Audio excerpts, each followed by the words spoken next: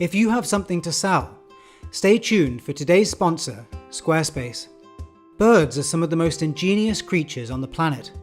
It is astonishing to consider some of the structures built by animals who use only their beaks and claws. Nest specifications vary greatly by species and depend on factors such as materials available, the weather, and predators. Regardless, one simple necessity remains the same. The nest must provide each bird with a safe and secure environment to incubate their eggs and raise their young. So without further ado, here are the 13 ingenious ways birds build their nests. The cup is arguably the quintessential bird's nest. They are woven with soft, pliable materials such as grasses and twigs, and feature a deep depression in the center to house the eggs or young.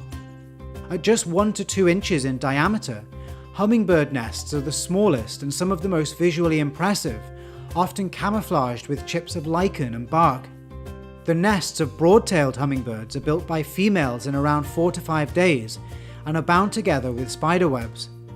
This is also the case for Anna's hummingbirds, who use the soft fluff from cattails to construct theirs. Cup nests are used frequently by passerine birds. The American robin is a great example, and a type of bird whose young are referred to as altricial, those who are born underdeveloped and rely on their parents to nurture them. This is in contrast to precocial young, which we'll cover later on. The black-hooded oriole has a particularly interesting variation on the cup nest. Instead of resting on the tops of branches, this species uses a hanging cup, which is woven by the females in 3 to 6 days. A slight variation on the standard cup are those that adhere to walls. These nests are similar in shape, but their construction varies considerably. The most famous of these adherent nests are those of the white nest swiftlet, also known as the edible nest swiftlet. These nests are constructed by the males of the species over a period of around 35 days, and are made entirely of the bird's saliva, which dries to form a hard cement-like material. These nests are considered a delicacy in some countries where they are used to make soup. The barn swallow also adheres its nest to walls, but perhaps wisely uses mud as a construction material, which is not a popular soup ingredient. Nests are built both by males and females over a period of around 2 weeks and can take hundreds of trips during construction. Once the mud structure is complete, the nest is lined with soft materials such as grasses and feathers. Unlike a cup nest, which is exposed to the elements, dome or sphere nests can be crafted from a wide range of materials and are fully enclosed, offering a greater amount of protection. One of the most impressive domes is that of the ovenbird, also known as the Rufous ornero. This species begins construction by creating a cup and then continues to mold thousands of mud pellets, eventually creating a neat oven-shaped nest, hence the name, with a slit at the front and soft bedding material. This entire process takes about 2 weeks. It's not just mud that is used to create dome nests. Birds such as the white-throated dipper create their domes from soft vegetation such as moss or grass. These birds are water specialists and position their nests next to streams or rivers where they hunt aquatic insects and worms. Africa's hammercot bird is also no stranger to the water and is famous for its gigantic dome-shaped nests, which take up to 6 weeks to construct and can measure almost 5 feet in diameter. Pendant nests are also fully enclosed, but are suspended from trees and make for some of the most intricate structures. Advantages include increased protection from predation, although they are more susceptible to the wind. Montezuma or Prendolas live in polygynous colonies where a dominant male performs most of the copulation. The females of the species build the nests, which are found in groups of up to 100 and have a particularly long shape when compared to some of the other pendant nests. Another interesting design is that of the Eurasian penduline tit, who construct their nests with a tube-shaped opening at the top. These nests are built by both sexes over a period of 2 to 3 weeks and are made from soft plant fibers, wool and grasses. Some of the most well-known pendant-building birds are the members of the weaver family.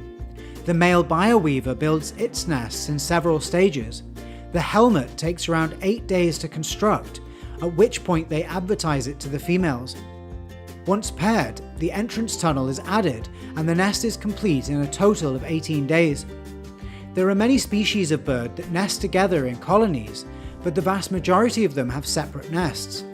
Colonial nests that host multiple mating pairs are rare, but some of the most impressive. Sociable weavers are found in southern Africa and have perhaps the most unique nest on this entire list. These gigantic structures are made from sticks and dry grasses and are built in trees or sometimes utility poles and can house upwards of 400 to 500 birds. Like the nests of the bioweaver, entrances are located at the bottom of the nest where its inhabitants can enter one of the many chambers within. Although these nests are perched in trees to avoid predation, they are not totally immune to snakes such as the Cape cobra. Colonial nests are also excellent at regulating temperature, staying warm in the cold savanna nights and keeping cool during the day. The only other nest I could find that is even remotely similar is that of the monk parakeet, which is a member of the parrot family and the only species to nest colonially. These large stick nests usually contain around 20 chambers, and like those of the sociable weaver are most often built in trees, but are not uncommonly found on utility poles. The term cavity nest refers both to holes excavated by their inhabitants and existing cavities used for nesting. Some of the most common locations for cavity nests include trees, cacti, and rocks. The inside of the nests are lined with soft materials such as mosses and feathers, but could be spruced up further with this delightful cavity kit I created using today's sponsor, Squarespace. I found creating beautiful product pages to be a breeze with this platform. The back end is easy to use and facilitates both simple and variable products, which display nicely on their automatic category pages. Setting up a blog for your business takes no time at all, and Squarespace allows you to embed products on any page with a handy quick view feature that lets the customer add to cart right from the current location. In addition, there are many other pre-built sections you can use to display testimonials and other business essentials such as email signups. You can try Squarespace completely free for 14 days by heading to squarespace.com/textbooktravel and use the coupon code textbooktravel for 10% off your first domain or website purchase. Thank you to Squarespace for sponsoring this video. In order to avoid a total cliché, the first cavity nest we'll look at is that of the resplendent quetzal. These spectacular birds don't possess beaks strong enough to excavate their own holes, so both sexes pitch in to continue abandoned cavities made by woodpeckers in rotten tree trunks. This behaviour makes them a secondary cavity nester. Woodpeckers who bore their own cavities over multiple weeks are referred to as primary cavity nesters, and not only drill their holes in trees, but cacti as well.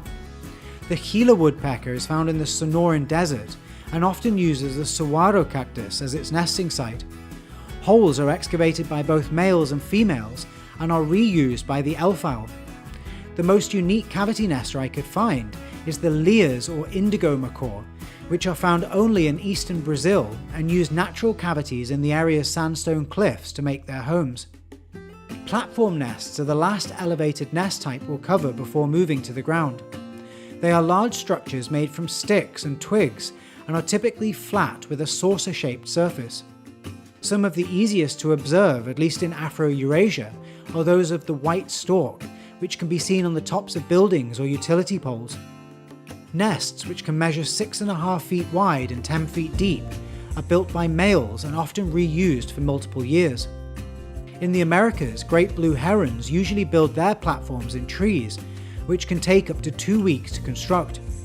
With this species, it is the male who collects the material, and the female who weaves the nest, lining it with soft materials such as moss and dried grass. Platform nests are also popular with raptors such as ospreys and eagles, for whom they are referred to specifically as eyries. Golden eagles build theirs on the side of cliffs, with spectacular views of the surrounding forest. Nests are lined with mosses, lichens and conifer branches and can be used year-round by resident birds. Floating nests are another interesting category. They are very similar to platforms, but instead of being built high in the trees, they nest in the shallows of waterways. One of the best examples of a floating nest are those of the great crested grebe, which are built by both the male and female. They are made out of aquatic plant matter such as waterweed and only take a few hours to build. Grebe nests are usually positioned in the shallows of lakes or reservoirs, just out of reach of terrestrial predators. Swans are also aquatic nest builders, and while some pairs build their nests on land, most are assembled a few feet from the shore in shallow, calm water. Construction is also shared by the pair, with males collecting the material while the female does the crafting. Nests are built from aquatic vegetation such as bulrushes and reeds, as well as twigs and sticks.